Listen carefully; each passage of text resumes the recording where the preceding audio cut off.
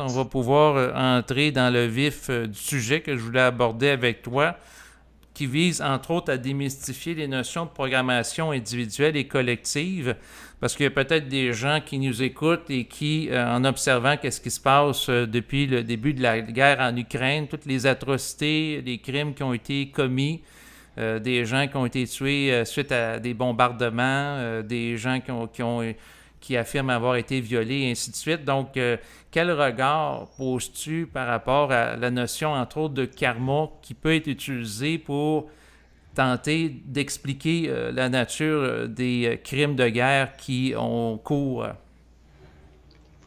Pas vraiment. Le karma, je le vois comme une loi de conséquence. Mais là, comme la notion spirituelle, comme on la connaît, ça, je m'en occupe pas, là. Mais bon, parce que sinon, on finit par se rendre compte qu'au niveau de l'histoire, ça fonctionne pas.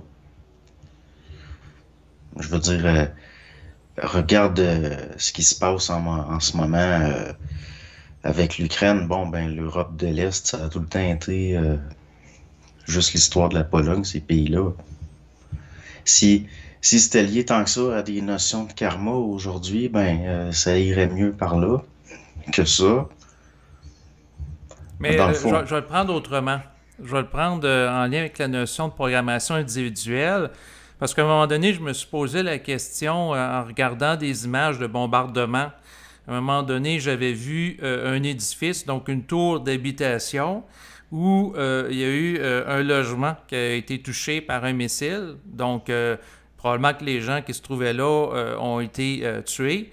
Mais pourquoi que le missile est atterri là plutôt que chez, par exemple, leurs voisins? Donc, pourquoi que certaines personnes vont être touchées par des bombardements, d'autres non? c'est juste une question d'angle. C'est comme pendant la Deuxième Guerre mondiale, quand ils se sont mis à se servir de la cybernétique pour calculer l'angle des ogives, puis de l'artillerie, ces choses-là. C'est juste une question d'angle.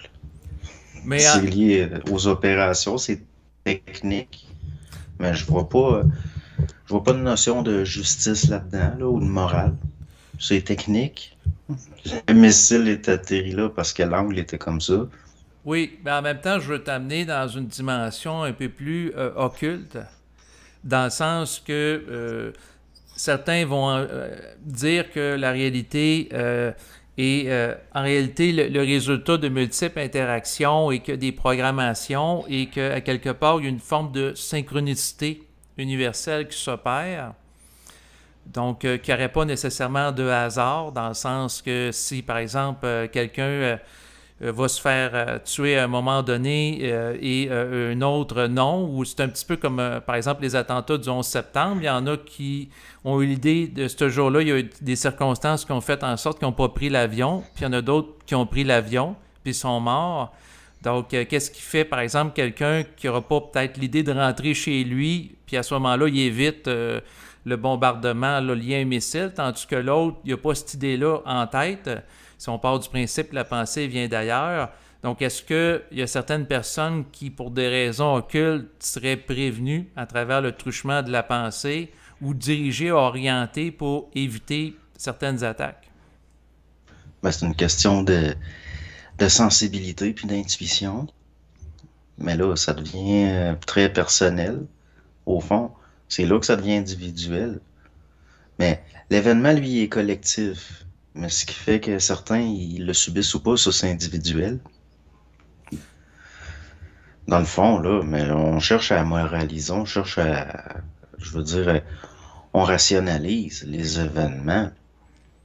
Mais au fond, il n'y a pas de hasard dans le sens qu'il y a il y a une mécanique.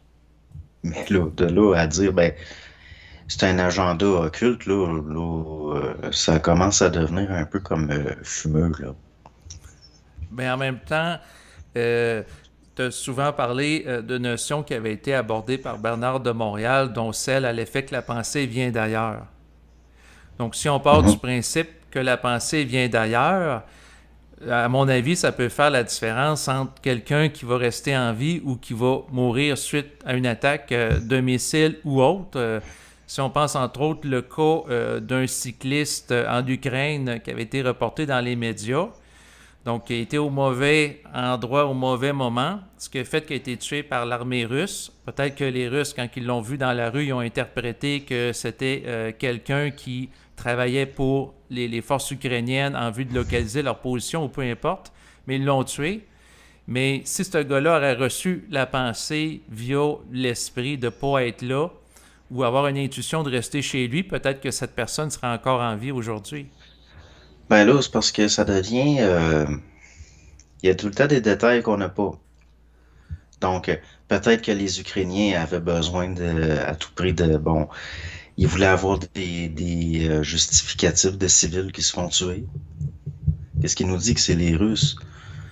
Je le Ben, sais pas, les moi, j'étais médias, pas là. non, moi non plus, je n'étais pas là, exact. Si on y va, c'est sûr, là, je présente la version des faits qui nous ont été présentés là, à travers les médias de masse occidentaux. Naturellement, ce que je dois dire, c'est qu'il y a un parti pris en faveur des Ukrainiens. Donc, on va avoir tendance à interpréter les faits d'une manière polarisée en relation avec un agenda politique pro-ukrainien. Mais si on part du principe qu'à quelque part, un être humain se retrouve au mauvais endroit, au mauvais moment. Donc, que ce soit un piéton, un cycliste ou même quelqu'un qui est chez lui, il se fait attaquer par un missile ou un coup de feu et meurt. Comment on peut regarder ça au niveau occulte, dans le sens, est-ce que, à quelque part, le plan éthérique n'a pas avisé la personne, n'a pas donné l'idée d'aller ailleurs à ce moment-là, faire du Ben vélo là, ailleurs, puis d'être encore en vie? c'est, c'est pas le plan éthérique dans le sens que la personne, c'est pas réceptive, puis elle le sent pas. C'est parce que là, c'est de la programmation, fait que là, c'est pas de l'éthérique, ça, c'est du systémique. L'esprit, il peut pas aller, il peut pas te donner de l'information que t'as pas la capacité d'être réceptif. Dans le sens que ça marchera pas. Mais les gens, souvent, ils savent, mais ils en tiennent pas compte. Puis c'est à la dernière seconde qu'ils le réalisent. Mais là, il est trop tard. C'est comme qu'un kamikaze qui se fait sauter. Mhm. Bon, ben, la seconde qui pèse sur son dispositif, puis après, à partir du moment où ce qui est pesé dessus, ben là, il réalise. Ben là, il y a même pas une fraction de seconde. C'est déjà fini. Donc, il réalise trop tard. Ben oui, c'est tout le temps une question de délai. Donc, Mais l'occulte de ça, c'est ce qui est caché dans le sens de ce qu'on n'est pas réceptif, de ce qu'on voit pas. Pas dans le sens de l'occulte d'un agenda, là. Mais en même temps, moi, j'ai l'impression qu'il y a un agenda, dans le sens que si on part de la prémisse que la pensée vient d'ailleurs, ça veut dire que la pensée n'origine pas du cerveau humain, et à quelque part, on est réceptacle d'une pensée, un peu comme une radio qui capte des ondes. Or, si on capte une pensée plutôt qu'une autre, on est orienté dans une direction. Ben oui, mais ça dépend. Si toi, tu syntonises le mauvais poste, c'est ton aspect réceptif qui joue. Oui, mais en même temps, on peut être manipulé par des événements en vue de devenir plus ou moins réceptif à certaines ondes. Oui. Mais même là, ça, c'est mécanique. Je vois de la mécanicité là-dedans. Mais là, c'est de la programmation. Fait que c'est systémique, ça. C'est pas l'éthérique. L'éthérique, il peut pas se rendre où il peut pas. Non, non, je comprends. Si la radio n'est pas configurée pour être capable de capter certaines ondes parce que l'émetteur est trop lointain pour la radio ou est pas assez sensible, elle ne les captera pas si on fait le parallèle avec la radio. Sauf que le point que je voulais faire, c'est que dans le cadre d'une situation de guerre, d'être capable d'intercepter ou non un signal, ça peut être vital, dans le sens que ça peut faire la distinction entre être exposé à l'explosion d'un missile ou non. Ben oui, mais c'est ça, là. C'est est-ce que le contexte, est-ce que le milieu va être favorable au développement de cette sensibilité-là ou pas? C'est ça qui joue. La pensée vient d'ailleurs, oui, dans le sens, elle est plus subtile que le réceptacle. Mais ça veut pas dire que... Oui, oui, mais je veux dire, c'est que la personne peut être orientée par la pensée. Si, par exemple, la personne Elle a la pensée, par exemple, lors de quelques heures avant qu'il y ait les attentats du 11 septembre, non, c'est dans le fond, de ne pas prendre l'avion, puis la personne Mhm. suit cette pensée-là, ben ça peut faire en sorte que elle vivra pas l'attentat terroriste qui l'a ramené à connaître la mort là, dans Oui. l'avion là, qui aurait explosé. Mais ça, c'est pas parce qu'il y a des forces qui décident de la prévenir, c'est parce qu'elle est réceptive ou pas. C'est une question de sensibilité. Donc, là, on met sur le dos on en met pas mal sur le dos de l'invisible, là. On se déresponsabilise, là. Ben, c'est sûr que la notion de karma peut être déresponsabilisante parce qu'on peut dire, ben, bon, il y a des gens qui vivent des situations de crimes de guerre, viol, torture, séquestration, des enfants victimes d'agressions sexuelles, puis tout ça. Ah, mais ça fait partie de leur karma parce qu'ils ont été méchants dans des vies antérieures pour C'est tellement équilibrer stupide. l'énergie. C'est tellement stupide, ça. La notion, là, le karmique, spirituel, là, c'est anti-créatif, c'est anti-responsabilité, puis c'est anti-individu. Puis c'est pas intelligent. Moi, je trouve pas ça intelligent. Mais il n'y a pas de l'intelligence qui ait un rééquilibrage énergétique dans le sens que si quelqu'un dans le passé présent ou même dans un passé au-delà de son ego, en relation avec du mémoriel karmique, qui a une forme d'équilibrage énergétique, dans le sens que si quelqu'un dans un passé a déjà violé et la personne se réincarne dans un contexte où elle se fait violer pour connaître Ben oui, l'impact mais que... l'ego, il est pas responsable de ce qui est là, un autre ego qui est mort.